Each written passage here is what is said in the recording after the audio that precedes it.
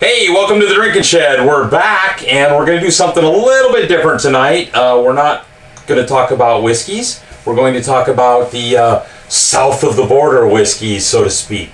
We're going to spend our time talking about the agave plant this evening. Man, I love that. Yes, the agave. There's nothing wrong with that, and we actually have a special guest.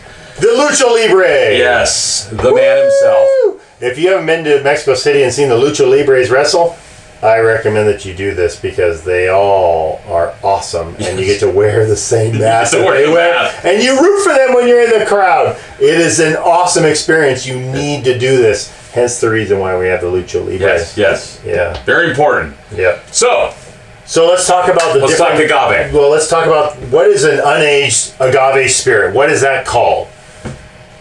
An unaged agave. An unaged agave, from a tequila perspective, is a Blanco tequila. Blanco tequila, yes. And then inside the Blanco tequila, we come to a Reposado tequila, which is aged a little bit. Yes, a little bit.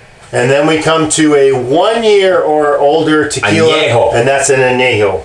Once we get from an añejo, we have a new sector, which is called a extra añejo, which we actually have here. This is an extra añejo tequila. I'm going to back you up here for a second. We're already talking about tequilas, and we haven't actually hit the family. So let's go family big, work our way down. Yeah. So the family that we make things from agave is called mescal. Mescal. Yeah. So I hear people say, "Man, I love tequila, but I hate mescal." I know. And little do they know that they're drinking a mescal because tequila's a family of mescal. Yeah, that is absolutely right. That's like saying, correct. I love whiskey, I hate rye. I love whiskey, I hate bourbon. Yeah. You know, they're all part of the same family. Yeah.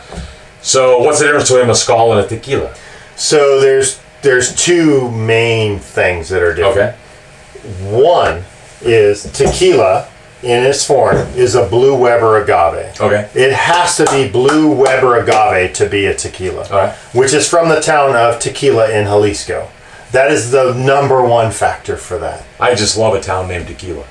That's just outstanding, man. Yeah. I mean, not only that, they have a train that takes Tequila you to. train. Yeah, it's unbelievable. From That's Guadalajara. beautiful. Yeah, That's it's awesome. So that's the number one thing. A mezcal can be from a variety of agaves. It can be from green agave that is wild espadín to 3, 4, 5 different styles of agaves that are all still wild and grown or cultivated. They can be any agave, really. So if I take a blue agave and I create it like a mezcal, that's a mezcal versus a tequila because of the way it's created. Well, the fact that it's Blue Weber would mean that it would always be a tequila. Gotcha. So we have different sets. So we have what's called Bacanora. And it says right there, Bacanora. Bacanora is in between tequila and a mezcal. Like that guy right there. Okay. Why is it in between? Because the flavor profile is the flavor profile, okay. Is which this is actually from northern Mexico, from Sonora. Okay. This was made, illegally until about 1992. I want to say 92, 93. If you got caught making Bacanora before that, that was it. The government said it's an illegal spirit, and you got killed. You were hung. That's a pretty harsh penalty for making moves. Right. So they finally said in 1993, hey, it's okay to make Bacanora. Okay. So we have this Bacanora, which is an in-between spirit. So you have a steamed agave plant, you have a roasted mezcal spirit. In between, from a flavor profile, is Bacanora. Steamed? Both, yeah, you can have them with both, right, yeah. Right. And then on this side of the fence, we're going to have our favorite, Raicilla. We actually don't have a Raicilla in the shed, and that's for a couple reasons. One is it's not a flavor profile we drink a lot. Yeah. And number two is we just actually had one and we ran out. So yeah, that's true. So it's a little bit of both. But we were in Mexico City and went to a wedding of a friend of ours, good friend of ours, and his shout out to Alejandro and Andrea. That's right.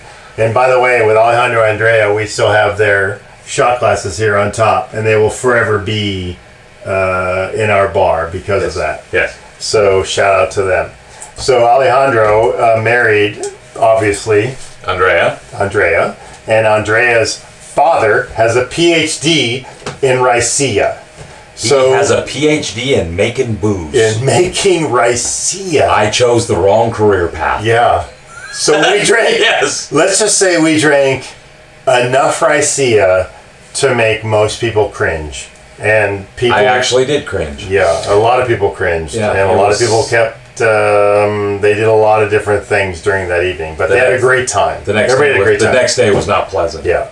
Anyway, so we digress on the Raicilla. Yeah. But with the Raicilla comes one other plant that comes down from Mexico way, and that is sotol, or what we call sotol. Sotol is another plant that is not a mescal type of plant, but it is a spirit that is coming from Mexico. It actually comes from a different plant itself. And as we're doing this video, my name is, I'm drawing a blank on what the hell it is, but I don't know. I'm not a sotol guy, right? I'm gonna. We only have one friend that drinks sotol, and it's kind of stocked here for him. It's pretty earthy, but yet it smells a lot like a tequila. So it's a really interesting paradigm.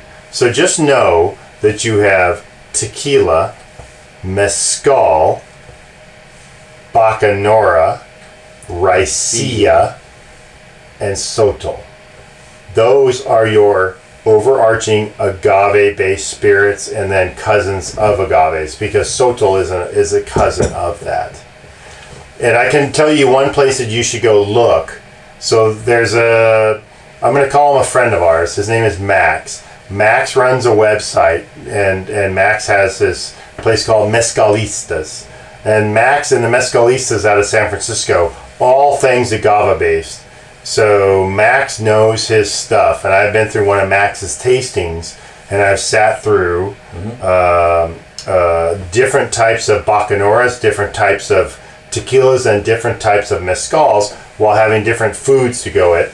And it was all served in these copitas while we sat in a Mexican restaurant in San Francisco. So I highly recommend that you go to Max's website at mescalistas.com and check it out. Because if you have an interest in this, he will explain it fantastically. So one thing I do want to bring up is you did your trip to Oaxaca. Yeah. And while you were there, you kind of your first big mezcal was Mezcal X. Yeah. I won't throw the name out there. Yeah. And then while we were out and about just recently, you actually found basically Mezcal X. Yeah. And we have it here. Yay! We can do a little unveiling. Yeah, right? that's a good. Yeah. So,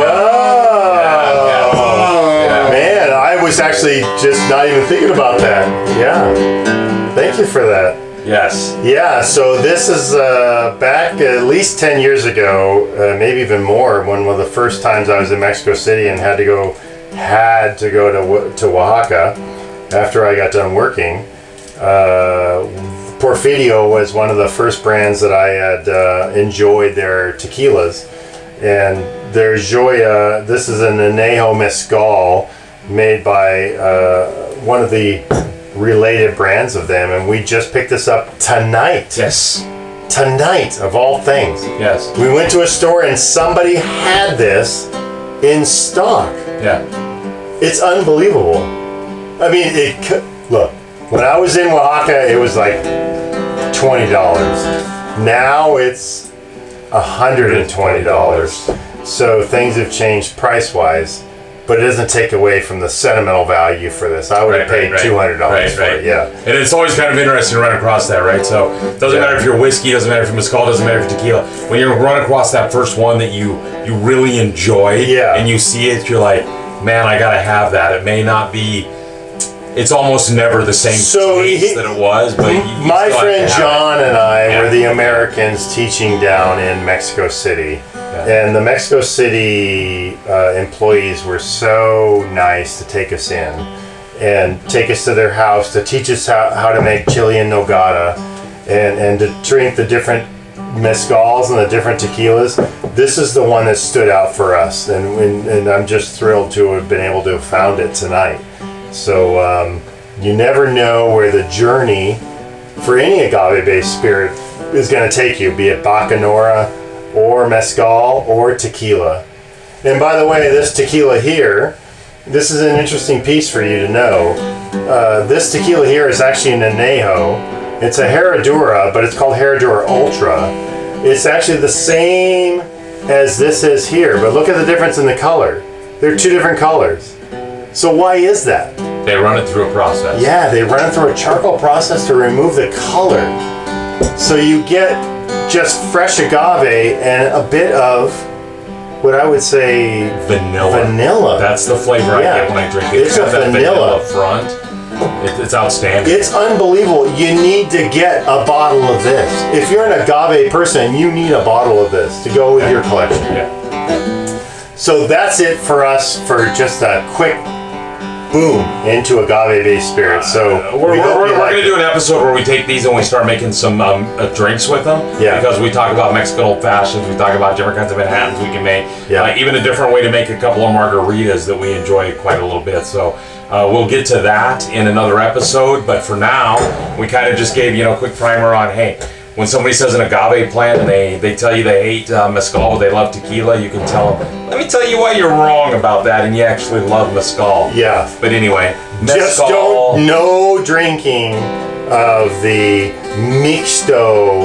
Yeah. It has to be 100% agave. Yes. 100% agave. 100% agave. 100% agave. Right. It will save you if you drink a little bit too much. If you go into the mixed ones, you will pay tomorrow. Yeah, I think we all know which that one is, or the different ones are. So you want to stay away from those. Yeah. Anyway, that's what we wanted to talk about tonight. So Tequila Ocho, we had a little Don Amato. Thanks for coming. Thanks for coming down to the Drinking Shed. We'll drive a little deeper into this later, but this is just a first level primer for you. I'm in. Okay, we'll see you next time at the shed. See you next time at the shed. Yeah.